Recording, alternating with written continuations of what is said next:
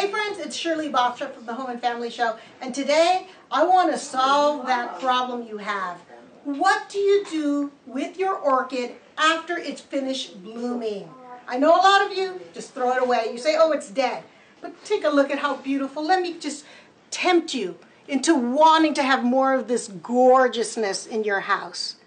And it is important to learn how to coax your orchid to live a very long life and to bloom again, because sometimes you may receive one of these as a special gift and it has sentimental attachment. So it's pretty simple, guys, and here's the lowdown. Okay, so when you receive your orchid, it looks beautiful like this. It's important to understand what makes an orchid happy. Number one, look at this. An orchid in nature is not planted in the ground. It grows on tree limbs, on the crotches of branches. It is an epiphyte. It's a plant that does not need soil to survive. But at the same time, look at all of these roots. These roots are exposed in the tropical rainforest to the humid air so that it captures water and soaks water through here. Also the nutrients from the air, the nitrogen and everything, and also all of the decaying matter feed this as a natural fertilizer. And do you notice something? Look how the flowers actually bowed over. They actually grow almost kind of like a vine down. That's why we use stakes. Does that make sense? So now I want to give you some hope with your orchids once it goes from this to this. Okay, now you'll say, Shirley, I had a beautiful orchid, but it's dead now. Look at it. And I look at it and go, well, you know, the leaves are looking good. They're green. I see the nice little aerial roots. This plant, my friend, is not dead. What it is it has finished flowering. Now it's going to enter into its dormancy period. But it's the time when you really start to take care of your plant. When you have something like this at home, you just make sure you water it once a week and you put it in a bright room. But when you want to keep your plant for keeps, here's the first step. Number one, find a really good spot in your house, near a window preferably, where you get nice bright light, but not direct sunshine beaming on this. You don't want that. It will damage your leaves, and it's not a good thing. But the reason why it's good to be near a window, because it will have that ambient heat, and it's very important for an orchid to be in a room that's about 70 to 80 degrees. That's extremely important. But even more important than that, if you want this to rebloom for the next season, it needs to have a change in temperature at night. That means in this room, near this window, hopefully it will become 10 to 15 degrees less. Those are magic numbers, guys. 10 to 15 degrees less.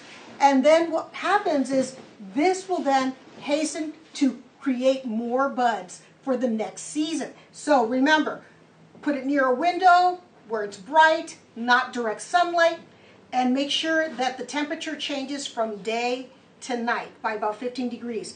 And then something you may want to do is you may want to trim any of the dieback from your stem, because an orchid could live 50 years. I know some of you just have it for like 5 days, but 50 years if you keep it going. So what we want to do is we want to cut around the 4th node. And if you want to take a close look at this, this is a node. This is where new growth emerges on the stem. So we're going to go 1, 2, 3, 4. I'm going to cut right above that node. What's going to happen is that when it's time for this to continue growing from the tip, it will create maybe 1 or maybe 2 limbs from where more buds are going to come. And so that is the important thing. I want you to notice something else. I have this pot on a bed of gravel. The reason for that is that's the other element that's very important for your orchid to be happy.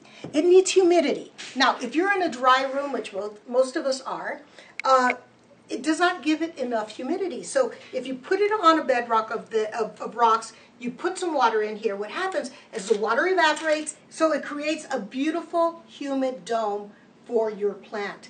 That is how you're going to coax it back.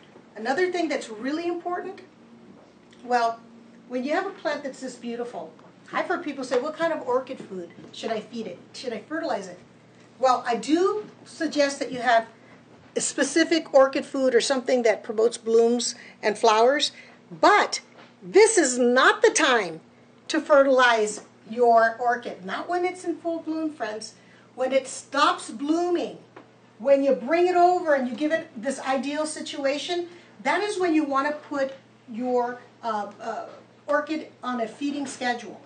Take a look at the instructions on your orchid food. If it says to give a certain amount per week or per month, cut it in half and then give it a week dose, but do it weekly. So they call it weekly. So a week dose weekly, so that every time you water it, it gets a little bit of food. And on the subject of watering, really important not to let your orchid stand or pool in water. Now, I told you to put it on little pebbles, but that doesn't mean that it has direct access to the water. The water is below the pebbles, but you don't want it, because what happens is these roots will pull up the water will sit around the root area and rot it. Not good.